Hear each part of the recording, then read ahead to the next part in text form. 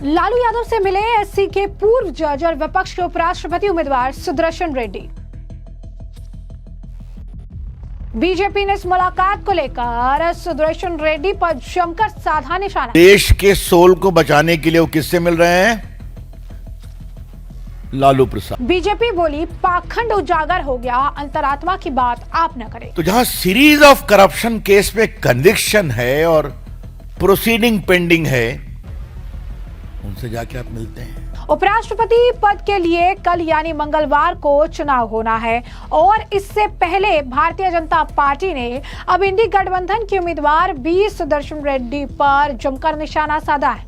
विपक्ष के उपराष्ट्रपति पद के उम्मीदवार सुदर्शन रेड्डी लालू प्रसाद यादव से मुलाकात करने पहुंचे थे और इसी मुलाकात को लेकर अब बीजेपी ने उन्हें एक्सपोज कर दिया है, उन पर निशाना साधा है और तमाम तरीके की बयानबाजियां देखने के लिए मिली है। बीजेपी के नेता रविशंकर प्रसाद ने बकायदा एक प्रेस कॉन्फ्रेंस करके कहा कि सुदर्शन रेड्डी ने देश की आत्मा को बचाने के लिए वोट मांगा था, बहुत बड़ी बड़ी बातें की थी। देश की आत्मा को बचाने के लिए वो लालू प्रसाद यादव से मिल रहे हैं। लालू प्रसाद यादव चारा घोटाले मामले में दोषी है।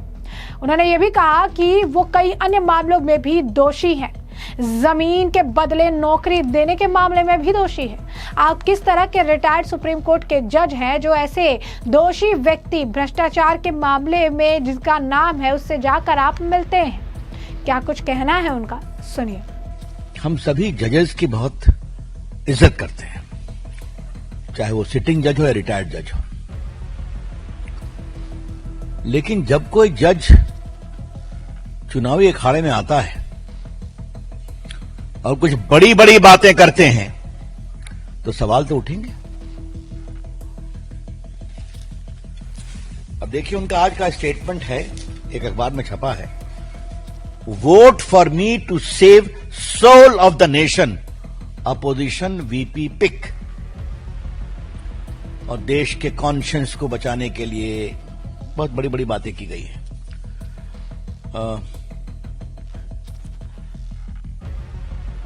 By entrusting me with this office, you will be choosing to defend parliamentary traditions, to restore dignity and debate, and to ensure that RSS stand as a true temple of democracy. बहुत कड़ी कड़ी बातें कही गई हैं और conscience की बात कही गई है। हाँ, देश के सोल को बचाने के लिए मुझे वोट दें, यह है उनका कमेंट जो अखबार में आया है और उन्होंने वीडियो रिलीज किया है। और ये देखिए, देश के सोल को बचाने के लिए वो किससे मिल रहे हैं? लालू प्रसाद से। लालू प्रसाद फॉर्डर स्कैम में कन्विक्टेड हैं। तो जैसा कि आपने सुना ना, कहा कि वो व्यक्ति वोटर भी नहीं है। आप क्या देश की आत्मा की बात कर रहे हैं? ये गंभीर दिखावा है। आप कृपया करके देश की आत्मा की बात ना करें। लालू यादव पर कई मामले हैं, आप उनसे जाकर मिलते हैं। जस्टिस सुदर्शन रेड्डी के इस व्यवहार की हम कड़ी निंदा करते हैं। क्या कुछ और कहना है रविशंकर प्रसाद का, सुनिए। मेरा उस सारे मामले को उजागर करने में कुछ भूमिका रही है, आपको पता होगा। He is convicted. बेल पर हैं या मेडिकल ग्राउंड पर बेल है, मैं उसमें नहीं जाऊंगा, बट ही इज कन्विक्टेड। आप किस तरह के रिटायर्ड सुप्रीम कोर्ट के जज हैं? जो व्यक्ति कन्विक्टेड है, किसमें? स्कैम में, करप्शन में। जो व्यक्ति कन्विक्टेड है स्कैम और करप्शन में, आप जाके उनसे मिलते हैं। और वो वोटर भी नहीं है, ध्यान रखिए आप। Lalu Prasad ji is not a member of the parliament, वो वोटर भी नहीं है। तो फिर क्या देश के आत्मा को प्रतिष्ठित करने की आप बात कर रहे हैं? This is hypocrisy. ये गंभीर दिखावा है। कृपया करके सोल ऑफ द नेशन की बात आप ना करें। और पार्टी के मंच से हम आपके इस हिपोक्रेसी को आज एक्सपोज करने के लिए आए। लालू प्रसाद सिर्फ चारा घोटाले में कन्विक्टेड नहीं है। लालू प्रसाद रेलवे की संपत्ति को गलत तरीके से बेचने पर भी चार्जशीटेड है, पता है ना आपको? वो भी एक करप्शन का केस है। और जमीन दो, नौकरी लो रेलवे की, उसमें भी उन पर चार्जशीट है। तो जहां सीरीज ऑफ करप्शन केस में कन्विक्शन है और प्रोसीडिंग पेंडिंग है, उनसे जाके आप मिलते हैं। तो justice Sudarshan Reddy, please don't talk of conscience.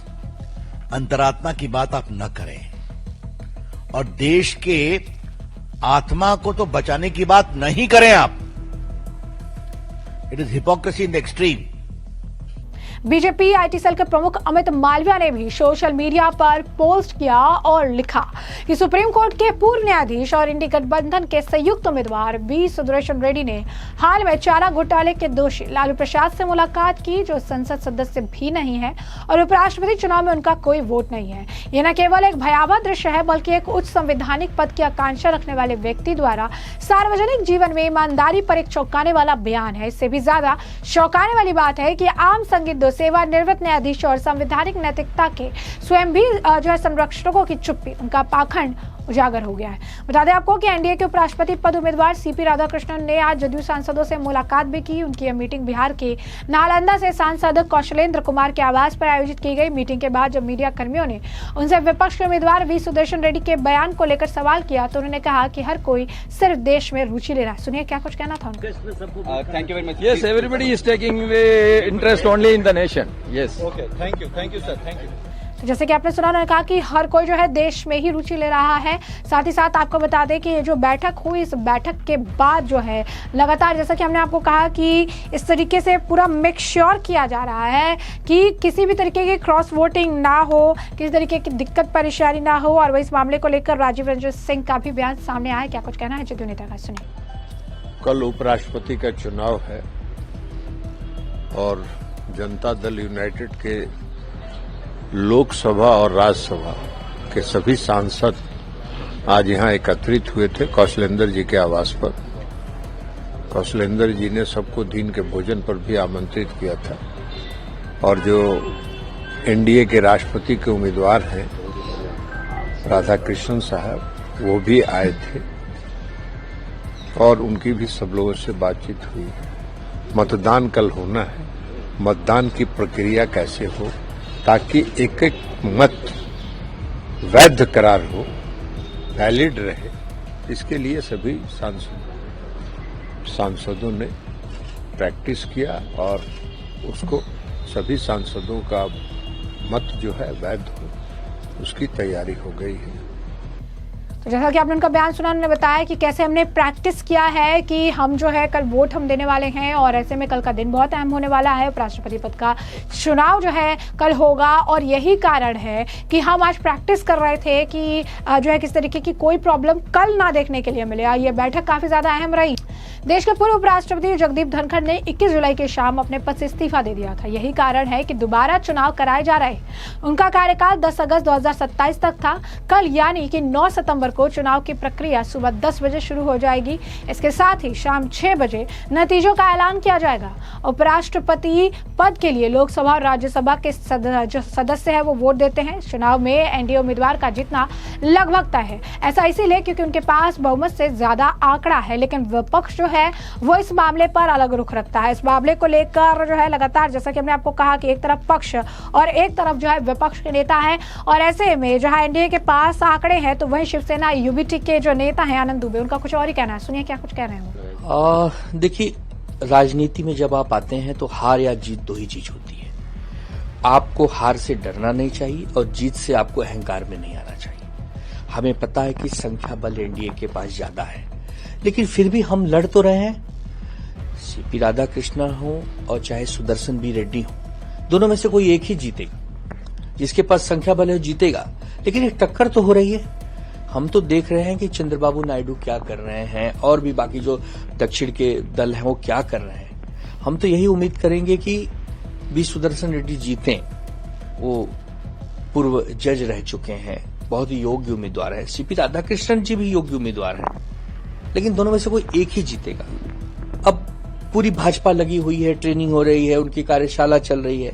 ऐसा कुछ हमारे इंडिया गठबंधन में नहीं है। इंडिया गठबंधन जागरूक है, सबको पता है क्या करना है। सब सांसद हैं, सब राज्यसभा लोकसभा में काम करते हैं सांसद, उन्हें पता है कैसे मतदान करना है, क्या करना है। तो हम यही कहेंगे कि ये पारदर्शी चुनाव हो, अच्छे से चुनाव हो, कोई जीते कोई हारे, लेकिन भारत को एक नया उपराष्ट्रपति मिले, उपराष्ट्रपति सबकी गरिमा बनाए रखे, उपराष्ट्रपति सदन का काम सुचारू ढंग से चलवाने में भूमिका निभाए, यही हम उम्मीद करेंगे। अब इसमें गंदी राजनीति अगर कोई करना चाहता हो तो हम तो नहीं कर सकते। हम विपक्ष होने के नाते, इंडिया गठबंधन होने के नाते यही कहेंगे कि ज्यादा से ज्यादा सांसदों को हम अप्रोच करें, ज्यादा से ज्यादा लोगों पर सहमति बनाई जाए और बी सुदर्शन रेड्डी को जितवाने में हम एक भूमिका निभा सके। बस इसी पर सारा प्रयास है, इसी पर सारा फोकस है। बाकी जो होना है वो कल होना है, शाम तक आपको पता। तो जैसा कि आपने सुना, कहा कि हमें पता है कि एनडीए के पास नंबर है, लेकिन फिर भी हम चाहते हैं कि बी सुदर्शन रेड्डी जो है वो जीते। इंडिया अलायंस जो है वो एक साथ खड़ी है और एक साथ जो है हम कोशिश करेंगे कि इस बार जो है उन्हें जीत दिला सके। तो ऐसे में हमने आपको जो पूरा मामला है ये बड़े विस्तार से बताया कि पूरा मामला क्या, तमाम नेताओं के आपने बयान सुने हैं और अब इस मामले पर अब आपकी भी जो राय हो हमें कमेंट सेक्शन में कमेंट करके जरूर से जरूर साझा करिएगा। धन्यवाद।